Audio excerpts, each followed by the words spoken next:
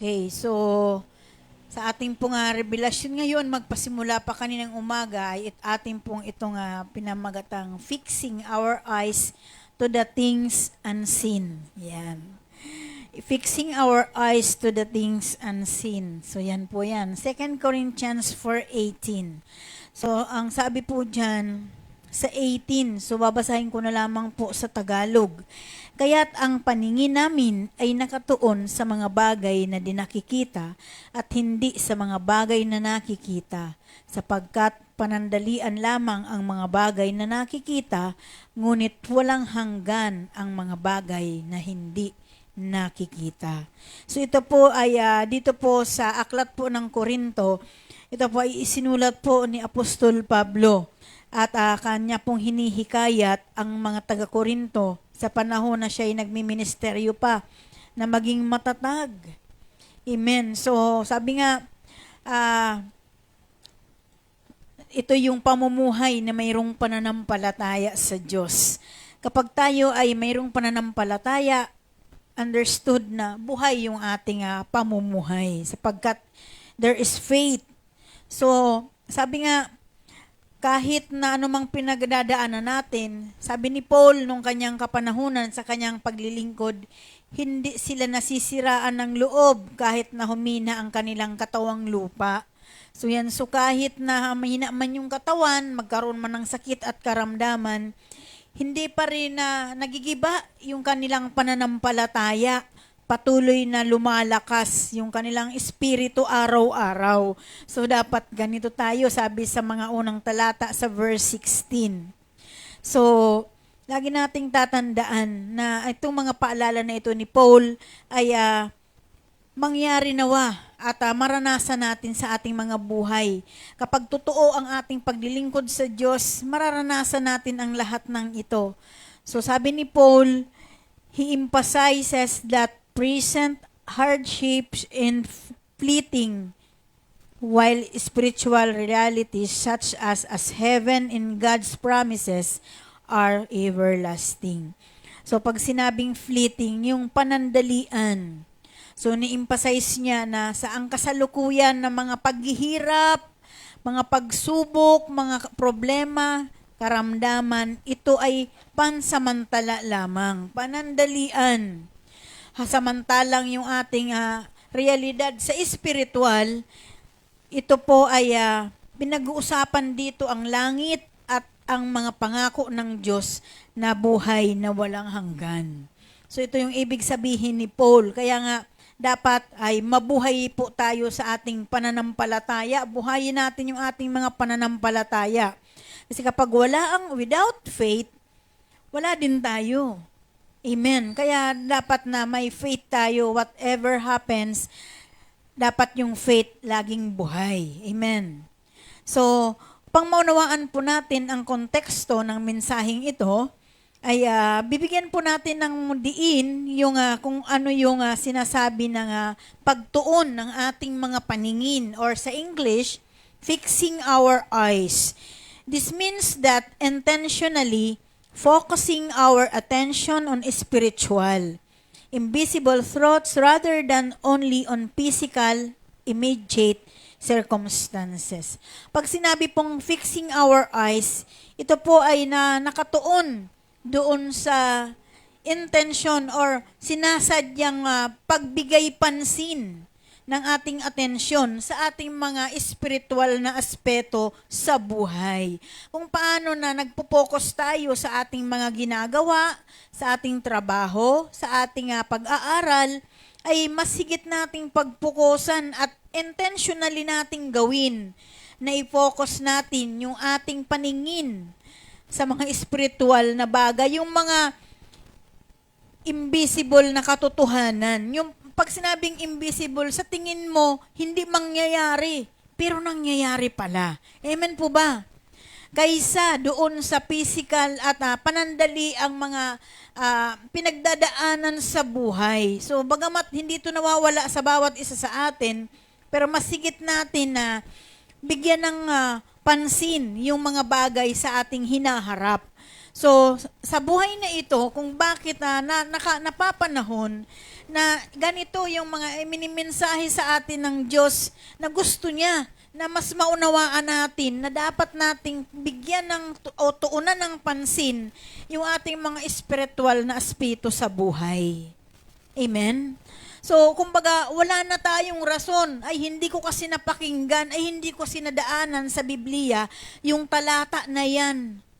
So, wala na po tayong rason. Alam niyo po ba, kung literally po na pag-aaral, mahirap po mag-aral sa Biblia.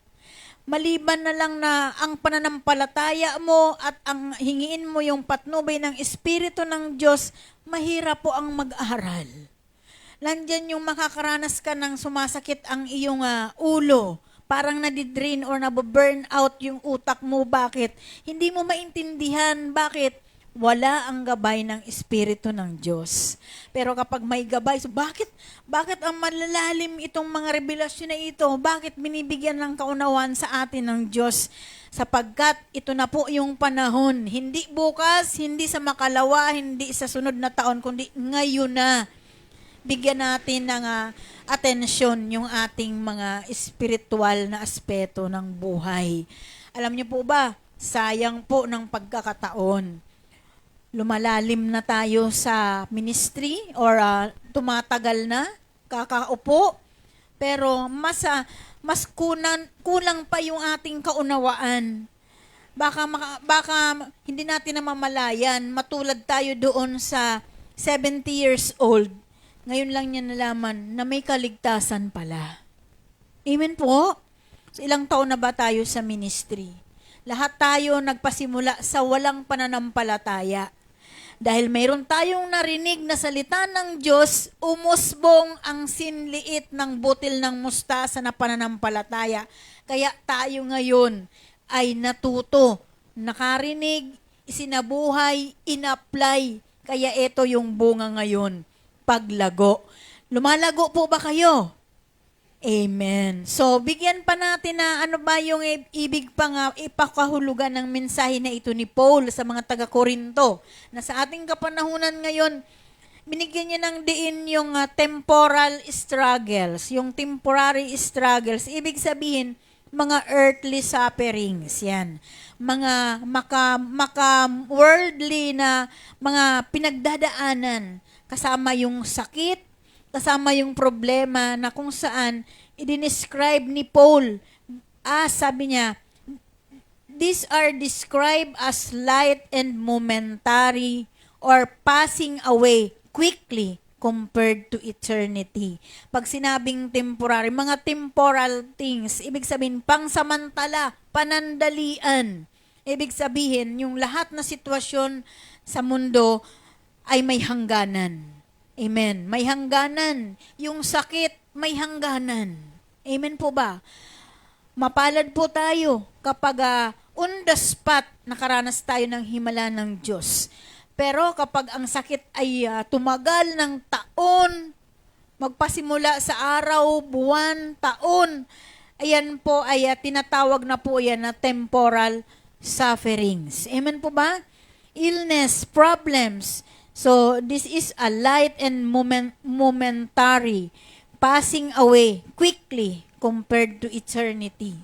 So, kung ihahambing daw po natin sa buhay na walang hanggan, itong mga nabanggit ito ay pansamantala lamang.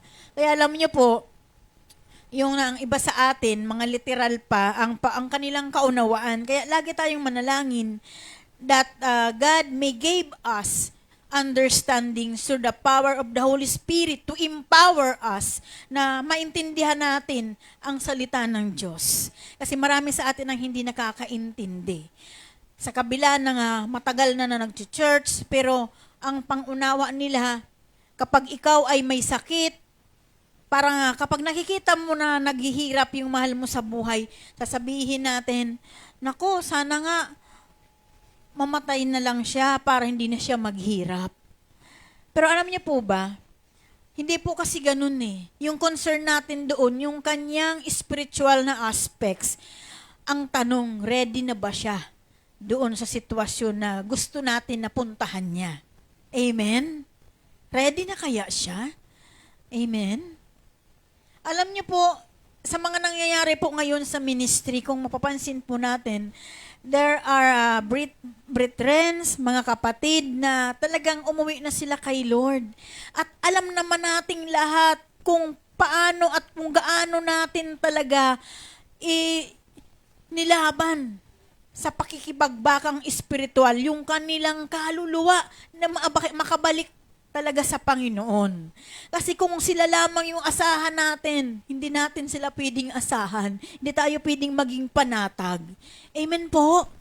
Pero dahil sa pakikipaglaban, pakipagbakang espiritual ng ating mga warrior, yan, kaya alam niyo po ba yung mga sundalo ng Diyos, yan ay dapat ay minsan-minsan we're praying na talagang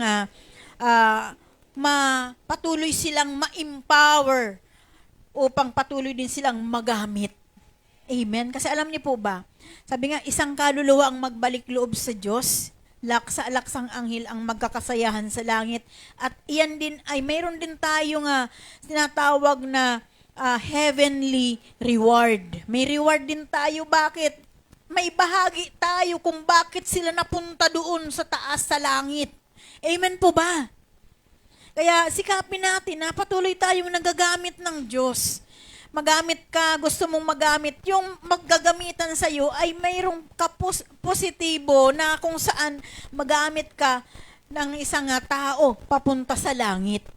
Hindi yung sabi nga, hanggat maaari, sikapin natin na maging influencer tayo ng eternity, ng buhay na walang hanggan. Yun dapat ang ating pagsumakitan. Amen po ba? So marami po tayong mga pinagdadaanan, pero we'll see to it that the Holy Spirit may empower us with His invisible thoughts, with His invisible power.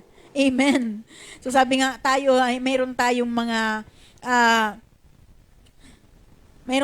mga tawag dito, yung taglay na kapangyarihan through the power of the Holy Spirit. So kung wala tayo niyan, siguro wala tayong mga warrior sa ministering ito. So sabi nga, ang isang ministry na walang spiritual warrior ay patay. Bakit? Walang naman nakikipagbaka, walang nakikipaglaban. Amen po ba? Alam niyo po ba, napakahirap makipagbaka. Amen po? Lalo na yung ipapanalangin mo yung isang may sakit na ang dami-daming taglay na sakit. Amen po ba? Kaya minsan nakakaranas yung mga hindi nakaprepared na mga sundalo na minsan dahil sa marami ding mga focus, minsan bumabalik, talagang nagbabump sa kanila yung espiritu. Kaya minsan nararanasan nyo kapag meron kayong ipinag-pray, bakit ganun? Ang sakit ng aking braso, parang nasa likod ko na yung masamang espiritu nung pinag-pray. Yung pinag-pray, lumakas, yung nag-pray, nang hina. Nakaranas kayo ng ganun? So, totoo po yun. Kaya dapat sa kabila ng lahat, lagi tayong handa. Hindi tayo pwedeng sumabak sa labanan na wala tayong sandata. Amen. At saka lagi, kung ihalin tulad yung sandata natin sa isang patalim, ang isang patalim, hindi yan nagagamit kung hindi yan hasain. Amen. So, dapat tayo patuloy na magpahasa. Kasi walang namang ginagamit ang Diyos na perpekto. Amen. Alam mo, ang malimit na ginagamit ng Panginoon, yung mga sira-sirang tao. Lahat tayo sira. Kinumpuni lang tayo ng Diyos. We are a workmanship of God. Ginawa lang tayo, nililok lang tayo ng Panginoon, kaya tayo nagagamit dati. Kung titingnan literal, may Diyos pa kaya? Mayroon pa kayong tatanggap sa akin? 'Di ba? Parang kahit nakapitbahay mo, sabihin, nako, buhay pa yan, inuuod na ang kaluluwa niyan. Nakarinig na kayo ng ganong mga literal na pananalita? Which is true. Amen? Pero dahil na kay Kristo tayo, lagi nating hasain yung mga sandata na mayroon tayo. Amen. Lagi natin na titingnan yung ating mga kaloob-looban. Lord, am I ready? Ready ba ako na magamit mo ngayon? Kasi minsan lalo na tayo, 'di ba? Nung mga nakaraang linggo, talagang 1 week na walang tigil tayo na anong oras na tayo nakakatulog. Amen. So may napansin ba kayo sa katawan? Dahil sa kakapuyat, yung iba hiyang.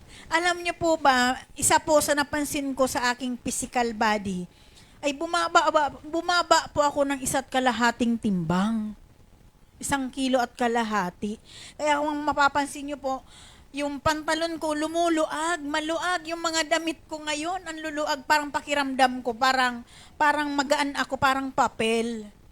So, kahapon habang ako'y naglilinis ng aming mga dyan sa labas, nag-try ako na magtimbang. Sabi ko, bakit ganun? Sabi ko, hindi, bakit biglang ganun yung baba ng samantalang pag sinasadya ko yung gusto kong bumaba ang timbang, hindi nangyayari.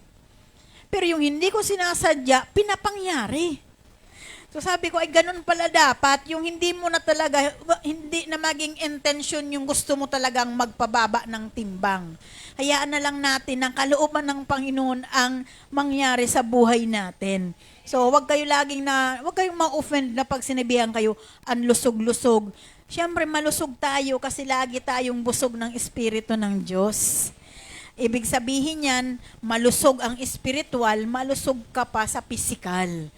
Amen. So, sabi ko, ganun pala yun. So, talagang dekada na talagang intentionally gusto kong magbawas ng aking timbang. Bagamat hindi naman ako ganun kalakihan, hindi mo ganun kabigat, pero gusto ko pa rin na ganun maging normal na yung maging level yung aking timbang. Pero nung hindi ko na pinansin at nataon na, 'di ba, sunod-sunod na puyat, maraming ginagawa, kasama na yung mga pinagdadaanan, yung pag-iisip, praise the Lord, bumaba ang timbang. Amen. So, napansin ko doon na bagamat may nababawas sa physical body natin, pero hindi natin napaghahalata sapagkat yung ating spiritual ay busog. Alam mo, minsan talaga na na-realize ko na lang, anong oras na pala? Hindi pa pala kami na nagtatanghalian. Bakit? Yung overwhelming na spirit natin, na parang galak ka, na kahit na pagkain, parang hindi mo na mabigyan ng pansin. Alam niyo po ba kagabi, nung pumunta po kami doon sa phase 2 sa Langkiwa, 7 o'clock po kami dumating from here. Ay, hindi pa po kami hindi pa po kami nakain, hindi pa po ako nanananghalian, kami doon ni tatay, hindi pa nanananghalian. Pero pagdating doon, pakiramdam ko, busog na busog ako, hindi nga ako kumain. Amen. Kasi ganun tayo. Yun yung sinasabi na mas masarap maglingkod na ang spiritual mo ang busog. Kasi kapag physically busog ka, spiritual mo ay gutom, magbabump sa'yo yung masamang espiritu. Totoo yan. Yung iba, bakit ganun? Mayroon kami dati na namatay na isang leader dito. Kapag mayroong pinagpipray, grabe, ang lakas-lakas ng kanyang mayroon bang ganun? Nakaranas ba kayo ng ganun? Yung nararamdaman niya. Kung hindi sa bibig dumaan, sa baba dumadaan. Totoo po yan.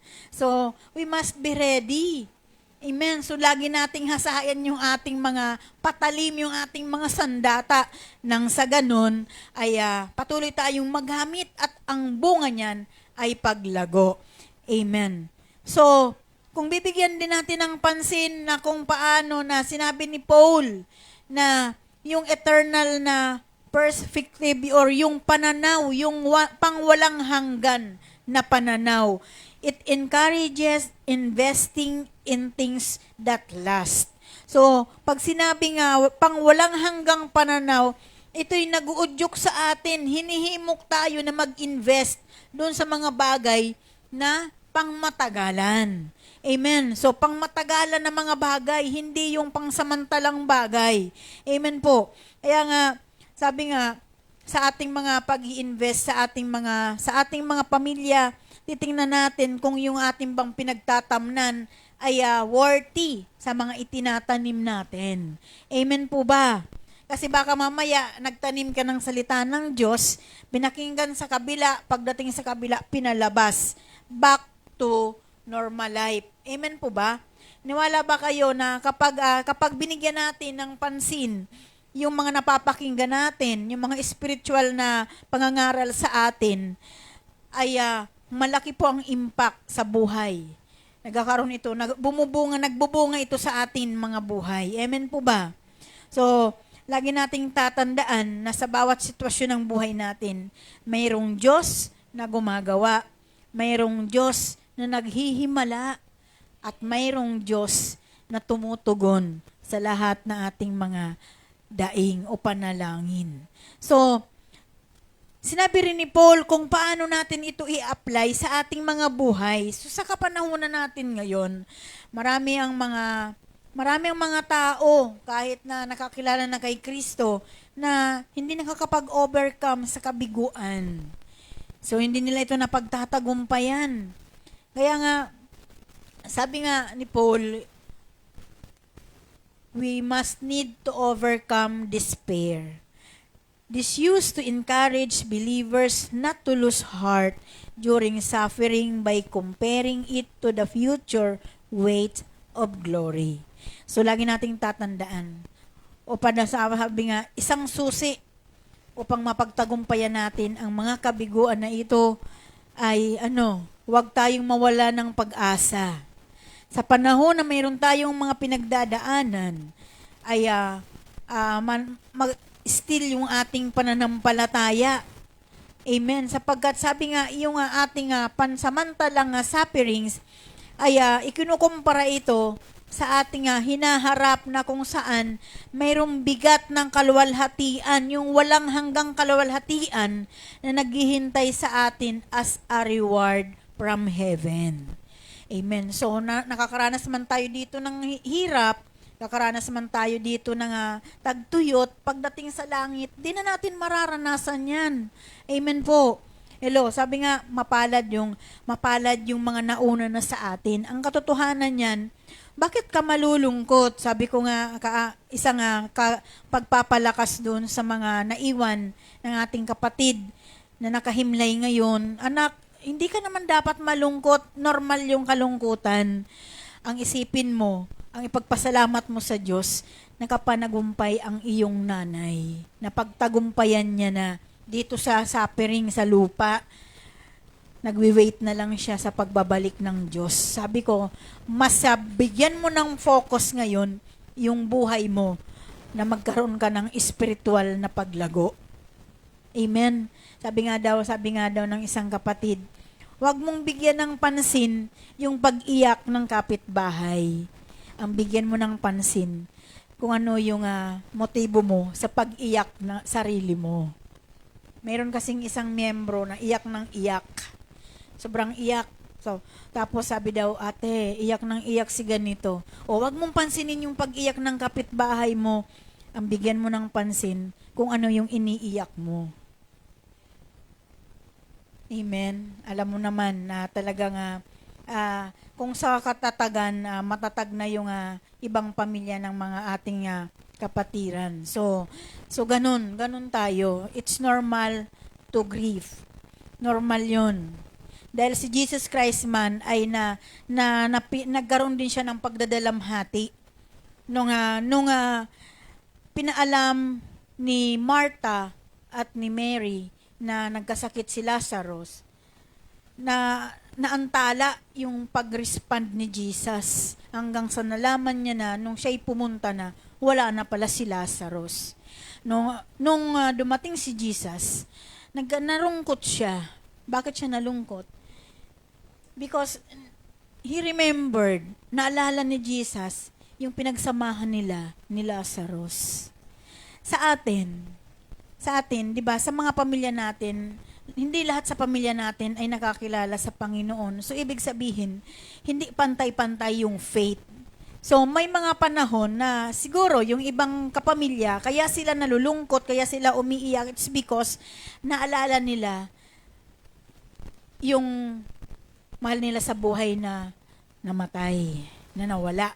Naalala nila kung gaano ito kabuti, naalala din nila kung gaano rin ito kasama, naalala nila kung saan ito pupunta. So si Jesus, wala siyang ibang na kung bakit siya nalungkot because naalala niya na dati kasama niya pa si Lazarus. Amen? Kasama pa niya. Tapos ngayon, wala na pala. Yan, kaya sabi ni Martha, Guro, kung nandito po lamang kayo, siguro buhay pa ang aming kapatid. Pero alam niyo po ba, it so happened na sinadya ni Jesus na i-late yung kanyang respond upang ma-realize ng pamilya ni Lazarus yung buhay na wala na yung kapatid at kung paano sila mabubuhay ngayon na wala nang magga-guide sa kanila. Amen? Alam niyo po ba, yung John 11, kapag iyan ay ating pong nilimi, inunawa, alam niyo po, napakaganda po na mensahe sa funeral service. So, napakaganda po niyan kapag yan po ay nilimi po natin. Kaya, lagi nating tatandaan, lagi tayong humingi ng understanding sa Panginoon. Lord, bigyan mo naman ako ng pagkaunawa kasi hindi ko ito maunawaan eh. Ang tagal-tagal ko na, umuupo lang ako sa simbahan, hindi ko naunawaan yung aking patutunguhan. Alam niyo po, dito po sa matagal ng umuupo, problema po ninyo yun. It's your concern kung hindi nyo pasigurado ang inyong kaligtasan. Amen? So, kahit sabihin pa natin, ay ipakikipagbaka din naman ako nila bishop ng mga kapatiran. Tama yun. Pero, dapat tulungan din natin yung ating sarili. Trabahuhin din po natin yung ating kaligtasan. Kasi kahit na ako, hindi ako pwedeng iligtas ni bishop. Kailangan ko rin magtrabaho, kaya din ako nagsisikap na maging kagamit-gamit yung buhay ko. Dito pa lang, mayroon na nagagamit ako to empower others. Kasi, alam niyo po, kapag hindi po natin yun ginawa, darating ang panahon, sabi nga, kawawa tayo kapag hindi natin nasigurado yung ating patutunguhan. So, kaya sabi ni Paul, you must fix your eyes to the things unseen. Kailangan daw natin na ituon yung ating mga paningin doon sa mga bagay na hindi nakikita. Huwag doon sa mga bagay na nakikita, sapagkat yung mga bagay na nakikita ay temporal things lang, pansamantala. Pero yung mga bagay na hindi nakikita, yun yung tatagal. Dati kasi tayo, to see is to believe. Titingnan muna natin, sige nga, tingnan ko nga kung totoo na may Diyos. Diba? So, titingnan muna natin bago tayo maniwala. Amen po ba? Lahat naman tayo dumaan sa ganong perspective ng buhay natin. Pero lagi nating tatandaan, iba na ngayon, ibahin natin yung pananaw natin. Gayong nakikita natin, mayroon na tayong mga guide para makalakad tayo sa tunay na realidad ng buhay na ito. Amen po ba? Kaya nga, alam niyo po, sabi ko sa inyo, mahirap po mag-aral. Mas mahirap mag-aral sa Biblia kaysa mag-aral ka ng ng lesson plan sa literal na pagtuturo. Amen po ba? Ang literal na lesson plan, pwede mo kasi yan na magamit pwede mo yan na habang nag-aano ka, pwede mo yan na nakabuyang-yang lang. Pero alam niyo po ba, pag sa Biblia ka mag-aral, dapat i-apply mo. Application first, bago magkaroon ng impact sa iba. So kapag hindi natin yan ginawa, para lang tayong nagtuturo sa hangin, walang nakakaintindi. Bakit? Hindi naman kasi sinasabuhay ng nagtuturo. Kaya bago po tayo magturo sa iba, tayo muna yung tuturuan ng Panginoon at ng Kanyang Espiritu.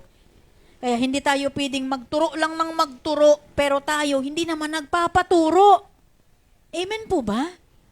Kaya sabihin mo sa katabi mo, kung gusto mo na magturo, magpaturo ka. Amen?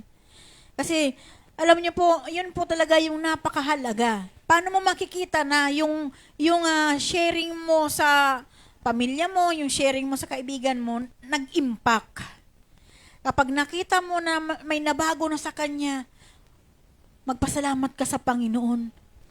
Ay, nagkaroon pala ng kapangyarihan yung pagtuturo ko. Ibig sabihin, bago ko na ituro sa kanya, nag-impact muna sa akin. Amen po ba? May natutunan po ba tayo doon? Amen. So, pangalawang application natin sa buhay na ito is that we must prioritize faith. I-priority natin yung pananampalataya natin.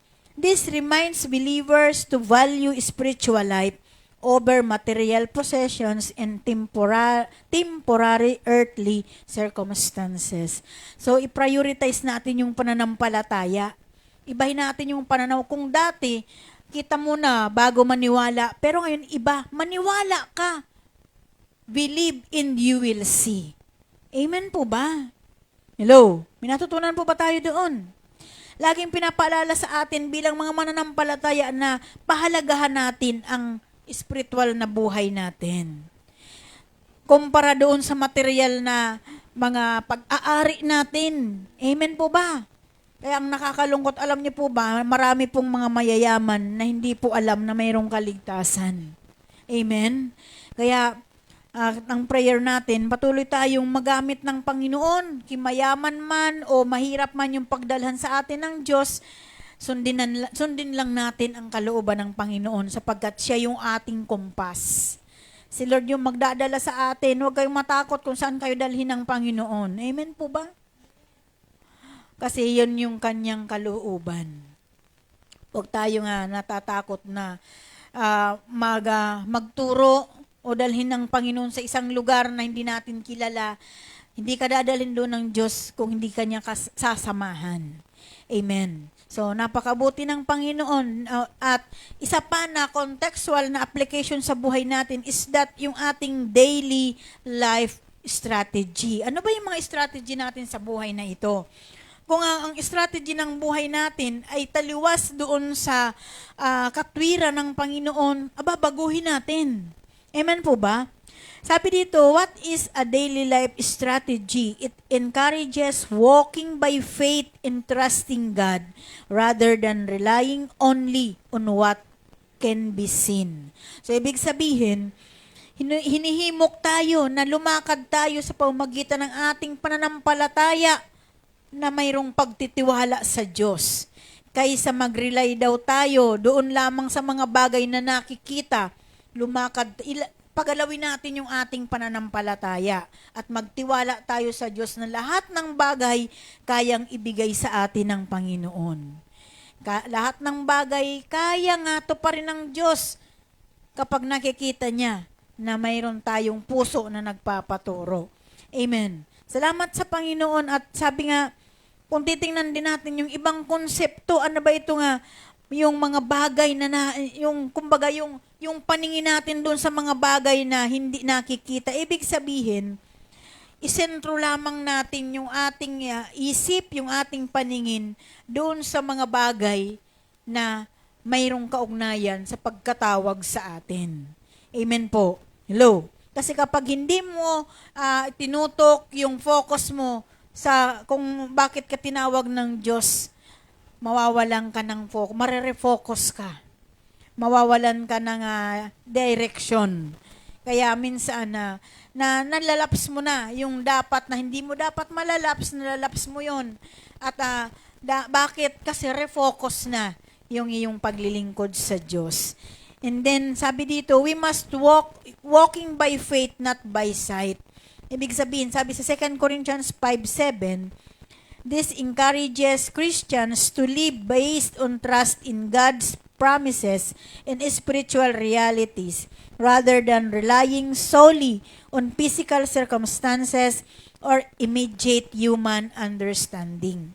Kapag sinabi daw na lumakad ka sa pananampalataya hindi sa mga nakikita mo, ibig sabihin, lahat ng mga mananampalataya ay mamuhay base sa pagtitiwala nila sa Diyos at sa mga pangako ng Panginoon. Amen. Yun yung realidad ng buhay na nais ng Diyos na pagtuunan natin ng pansin.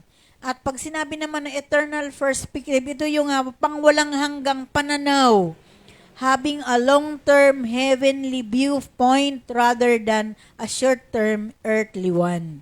Ibig sabihin, yung pagkaroon natin ng mahabang makalangit na pananaw kumpara doon sa maiksi lamang, yung mga nakikita ng mga pansamantala, na mga literal na bagay. At pag sinabi na heavenly mindedness, ibig sabihin dapat we must have a renewal of the mind. Sa halip na, sabi nga, kung ang mindset natin ay mindset ng sanlibutan, ngayon, sikapin natin na maging mindset ito ng Diyos. Mindset ng mga makalangit na bagay. Placing value on things that last forever. Yan, so ilagay natin. Lagyan natin ng pagpapahalaga ang mga bagay na humahaba na pangwalang hanggan. Amen. At patuloy tayo na hinihimok ni Apostol Pablo na anong sabi niya? Manalangin, tinuturuan tayo na manalangin through the Holy Spirit to empower us to use our faith and to see our world through the eyes of God. So, tinuturuan tayo dito na manalangin sa banal na Espiritu upang tayo ay magkaroon ng lakas, ekstrang kapangyarihan na magamit yung ating pananampalataya upang makita natin ang ating palibot na kung saan nasaan tayo ngayon sa pamamagitan ng mga paningin na nagmumula sa Diyos. Alam niyo po ba, yung paningin natin na literal, pwedeng palitan niya ng Panginoon ng paninging espiritual. Pag sinabing paninging literal, yung mga nakapokus ka doon sa mga bagay na pansamantala. Ngayon, aalisin ka ng Panginoon doon sa mga pansamantalang bagay, kundi dadalhin ka ng Panginoon doon sa mga pangwalang hanggang bagay. Minsan, nakikita mo na may pinagdadaanan ka. Nakikita mo na dumadanas ka ng kawalan, dumadanas ka ng kapighatian, dumadanas ka ng sakit at karamdaman. Dahil sa iyong pananampalataya and you are empowered by the Holy Spirit, parang hindi mo na napapansin yung mga bagay na yun na negative, puro ka na lang positive. Iyon yung sinasabi na yung mga bagay na yan, na nakikita mo yung mundo na ito, pero nakikita mo ito sa pamamagitan ng paningin na mula sa Diyos. Na yung mundo na ito na negatibo, yung mundo na ito na mahirap, para sa iyo, hindi mahirap. Bakit? Ang pananaw mo ay makalangit. Amen po ba? Pag naka-mindset sa atin, ako, pangsamantala lang yan. Yung sakit. Sabi nga, alam mo ba, yung sakit nitong ating kapatid, it's almost 2 years siya na nag-suffer. Pero alam niyo po ba, sabi nga, walang humpay, hindi ipagpapalit doon sa naghihintay sa kanya na weight of glory or yung kanyang permanent value of God's presence. Yan, so mayroon siyang glory na naghihintay, yung heavenly reward sa kanya ng Panginoon. So dapat tayo habang buhay pa, ginagawa na natin ito nang sa ganon, hindi na mahirapan yung ating mga warrior na habulin tayo doon sa kamay ng demonyo. Amen po ba? So alam niyo po ba na kapag tayo ay hindi nagiging maagap sa ating buhay espiritual, pinahihirapan lamang natin yung mga mandirigma ng Diyos para hatakin tayo, para mawala tayo sa kamay ng dyablo, para dalhin tayo sa kamay ng Diyos. Yun talaga ang katotohanan. Mahirap po kaya manalangin sa maraming mga karga. Amen po? Totoo po yun. And we are blessed. Mapalad po tayo. It's because this ministry has a gift. May gift tayo ng pagpapagaling, may gift tayo ng naghihimala ang Panginoon, may gift tayo ng pagpapalaya. Kaya yun yung ating ino-nurture sa ating mga sarili. So lahat ng mga manggagawa ng Diyos na gustong magpagamit, magpaturo tayo to empower us through the power of the Holy Spirit for us to be a vessel to each other. Maging vessel tayo para sa iba. So kahit sabihin mo pa na warrior ka na sa tingin mo, hindi ka ba nangangailangan ng kagalingan? So kahit na ako, kung nangangailangan ako ng kagalingan, nangangailangan ako ng panalangin. So, lahat ng mga panalangin ng mga matuwid, dinirinig yan ng Diyos. Amen po ba? So, patuloy tayong ini-encourage ni Paul to fix our focus on eternal, unseen spiritual realities rather than temporary, visible troubles. So, sabi ni Paul, sabi niya doon sa mga taga-Korinto nung panahon na yun, magpakatatag kayo. Huwag kayo laging manahan o huwag lagi kayong nakapokus sa mga bagay na pansamantala. Pukusan nyo yung mga bagay na makalangit. 'Di ba? 'Di ba maririnig natin yan, malimit sa mga lingkod ng Diyos. Magpakatatag ka. Magpagamit ka sa Panginoon. So, never natin na napapakinggan sa lingkod ng Diyos yung mga negatibo. O sige, manatili ka dyan sa mga bagay na pansamantala. May narinig ba kayo niyan sa amin? Wala. It's because alam natin na hindi tayo lalago kapag doon lang nakapokus yung ating mga paningin. Amen po ba? Kaya nga, sabi nga, we must have a faith-driven perspective that finds strength in future glory over present pain. So, kailangan meron tayong pananampalataya, yung pananampalataya talaga may nag-uudyok sa atin na yung pananaw na makita natin yung katatagan or kalakasan sa ating hinaharap, yung kaluwalhatian na naghihintay sa atin doon sa piling ng Diyos. Sabi nga sa 2 Corinthians 17 uli, ang bahagya at panandaliang kapighatiang dinaranas natin ngayon ay magbubunga ng kagalakang walang hanggan at walang katulad. So, may this message be a blessings to each and every one of us. Tayo po ay manalangin. Panginoon, napakabuti mo po, Diyos. Kinikilala namin na wala kang katulad. Walang ibang makapagsasabi na dakila ka maliban sa iyong mga nilikha, Panginoon. Lord, we are here now, praising your name. Patuloy ka naming itataas, ihahayag namin ang iyong kadakilaan sa buhay namin, for giving us an spiritual understanding. Maunawaan po namin, Panginoon, yung aming mga realidad sa buhay na ito, sa pagiging spiritual namin. Nais naming lumago, nais naming magamit mo, Panginoon, ayon sa pagkatawag mo sa amin. Salamat po, Panginoon, sa oras na ito. Patuloy kang mahayag sa buhay ko, sa buhay ng buong pamilya ko, at sa buhay ng buong kongregasyon. Salamat po, Panginoon, ang lahat ng ito'y ibinabalik namin sa iyo. Sa pangalan ni Jesus. Amen.